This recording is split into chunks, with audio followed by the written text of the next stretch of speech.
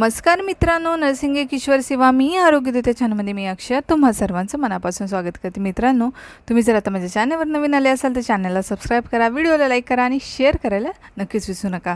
तर आजच्या व्हिडिओमध्ये आपण बघणार आहोत मेडिकल सर्जिकल नर्सिंगमधले इम्पॉर्टंट क्वेश्चन गॉलस्टोन।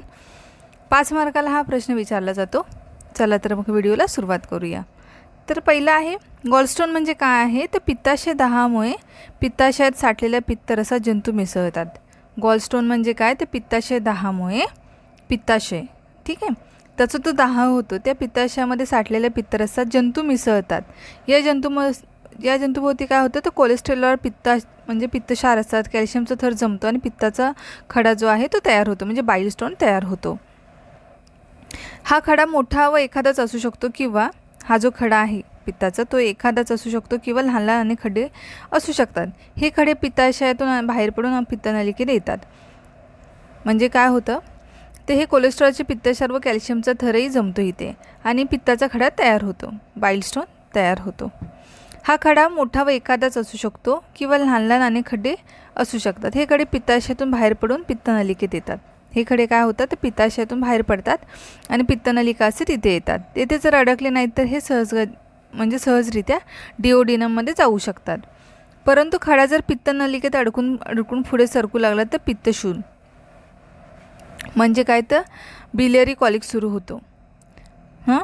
आणि मग खडा जर पूर्णपणे पित्तवाहक नलिका अडकून राहिला तर गंभीर स्वरूपाची कावीळ होते। हा जर खडा आहे तर पित्तनलिका अडकून पुढे सरकून लागला तर पित्तशूल सुरू होते व खडा जर पूर्णपणे पित्तवाहक नलिकेत अडकून राहिला तर मग अशामध्ये काय होतं? तर गंभीर स्वरूपाची कावीळ होते। तर आता आपल्याला हे गॉलस्टोनबद्दल आपण बघितलेलं आहे। आता याचं रोगनिदान म्हणजे याचं डायग्नोसिस कसं आपण करायला पाहिजे ते आपण बघूया।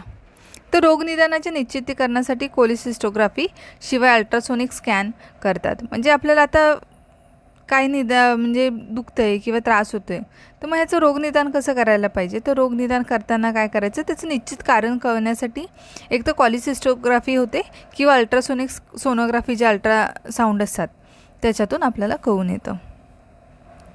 आता कोलेसिस्टोग्राफीमध्ये काय नक्की बरं केलं जातं? तर ह्या कोलेसिस्टोग्राफीमध्ये काय होतं? तर यामध्ये रेडिओ ओपेक औषध तोंडाने देतात व ते पित्ताशयामध्ये गेल्यावरती एक्सरे घेतात। म्हणजे काय होतं? तर यामध्ये रेडिओ ओपेक जे औषधं असतात कोलेसिस्टोग्राफीमध्ये तर ते तोंडाने देतात व ते पित्ताशयामध्ये जेव्हा जातात तर मग ते गेल्यावरती क्षकिरण तपासणी म्हणजे एक्सरे जी आहे ते तपासणीद्वारे पित्ताशयाचे कार्य व्यवस्थित चालले आहे किंवा नाही हे समजते त्याच्यातून। तसेच पित्ताशयामध्ये जर पित्तक्षाराची खडी असतील तर तेही दिसतात। यामध्ये टेलेपॅक, कोलेनग्राफ व ओरोबिलेक्स यासारखे डाय वापरतात। तर ह्यामध्ये काय केलं जातं? तर डाय पुश केला जातो, ठीक आहे। तर मग ते डाय कोणते आहे? ते यामध्ये टेलेपॅक असतो, कोलोग्राफेन असते, त्याच्यानंतर ओरोबिलेक्स असते, यासारखे डाय वापरतात कोलेसिस्टोग्राफीमध्ये, ठीक आहे, निदान करण्यासाठी आपण एक प्रकारचं म्हणू शकतो। आता आपण ह्याचं रोगाची तयारी आता कशी करायची आहे? तर तपासणीच्या आदल्या दिवशी जे आहे ते जेवणामध्ये स्निग्ध पदार्थाचं प्रमाण कमी द्यायचं आहे, ठीक आहे। रात्रीच्या जेवणानंतर काय करायचं? किमान 10 तास तरी रोगस टेलिपॅक औषधांच्या 0.5 मिलीग्रॅमच्या 5-6 गोळ्या द्यायच्या आहेत। या गोळ्या देताना एक गोळी ते 5 म्हणजे 5 मिनिटांच्या अंतराने द्यायची आहे। संपूर्ण गोळ्याबरोबर सर्वसाधारणपणे 8 अंश पाणी द्यायचं आहे। त्यानंतर रोगस खाण्यास काही द्यायचं नाही आहे। झोपण्याच्या वेळेपर्यंत फक्त पाणी देण्यास हरकत नाही। ही तयारी चालू असताना रोगस कधी सोमेरेचक देऊ नये। आता ही जे आपण देतो टेलिपॅक औषधाच्या ज्या गोळ्या देतो आहे ते देताना रेचक म्हणजे आपण काय म्हणू शकतो? एनिमा टाईपसारखं औषधं किंवा जे मोशन पास होतील त्याच्यासाठी जे आपण रेचक देतो तर ते असताना सोमेरेचक कधी देऊ नये। सकाळी रोगात स्वच्छतेचा बस्ती म्हणजे क्लिन्झिंग एनिमा।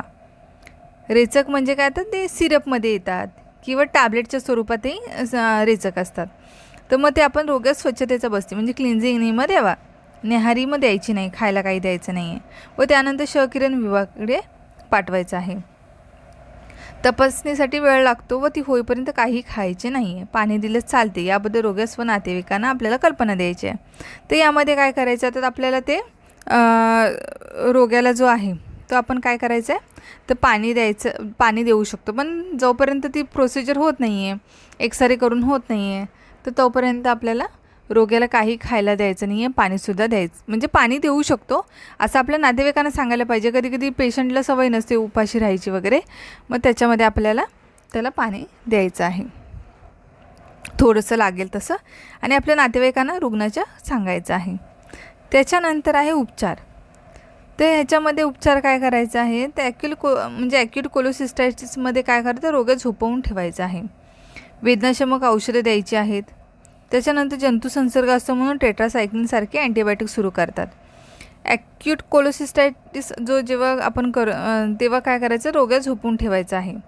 वेदनाशमक औषधं द्यायची आहेत. जंतुसंसर्ग असतो म्हणून टेट्रासायक्लिन म्हणजे अँटीबायोटिक बेसिकली द्यायचे, जंतुसंसर्ग होऊ नये म्हणून. त्यामुळे रोग्यामध्ये सुधारणा दिसून येते. जर पित्ताचे खडे असतील तर त्यासाठी मात्र शस्त्रक्रिया करावी लागते. जर ह्याच्यामध्ये निदान झालं की पित्ताचे खडे आहेत, मग त्याच्यामध्ये काय करायचं, तर शस्त्रक्रिया करायची आहे. आणि कावीळ झालेली असल्यास काय करायचं आहे, तर शस्त्रक्रियेच्या वेळी रक्तस्राव होऊ नये म्हणून शस्त्रक्रियेपूर्वी जीवनसत्व केची इंजेक्शन द्यावी लागतात. ठीक आहे, असं उपचार करायचा आहे. त्याच्यानंतर पित्ताशयातील पित्तखडे आणि दीर्घकालीन पित्ताशय 10.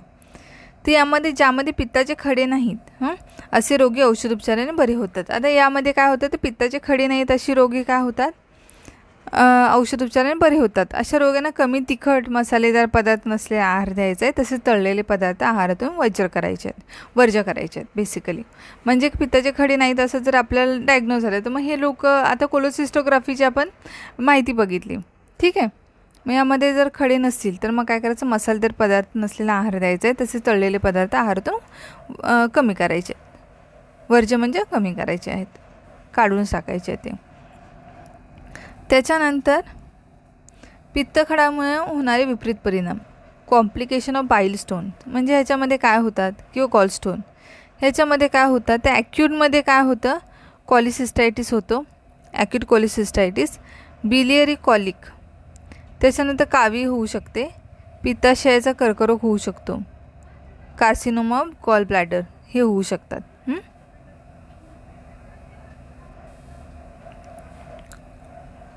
आता आपण काय काय बघितलं ह्याच्यामध्ये, गॉल स्टोन बघितला, त्याचं रोगनिदान बघितलं आपण, कॉलिसिस्टोग्राफी करायची आहे किंवा करायचं आहे, स्कॅन करायचं आहे. ठीक आहे, कॉलिसिस्टोग्राफी आपल्याला कसं करायचं आहे आणि त्याच्यासाठी तयारी काय करायची, आणि उपचार. ॲक्यूट कोलिसिस्टायटिस जर असेल तर रोग्याला काय करायचं, आपल्याला झोपून ठेवायचं आहे. जंतुसंसर्ग असं म्हणजे औषधं अँटीबायोटिक्स वगैरे चालू करायचे आहेत. ठीक आहे, आणि मग शस्त्रक्रिया करायची असेल तर आपल्याला शस्त्रक्रिया करायची आहे. अशा प्रकारे त्याच्यावरती उपचार करायचे आहेत. आणि त्याचे विपरीत परिणाम बघितले आपण. हे मेडिकल सर्जिकल नर्सिंगवाल्यांना आहे, GNM सेकंड इयर स्टुडंटसाठी इम्पॉर्टंट क्वेश्चन आहे. हा प्रश्न जो आहे तो 5 मार्काला विचारला जातो. ठीक आहे, तर अशा प्रकारे होता हा आजचा व्हिडिओ. लवकरच भेटू आपण पुढच्या व्हिडिओमध्ये. तोपर्यंत काळजी घ्या, मस्त राहा, स्वस्थ राहा. धन्यवाद.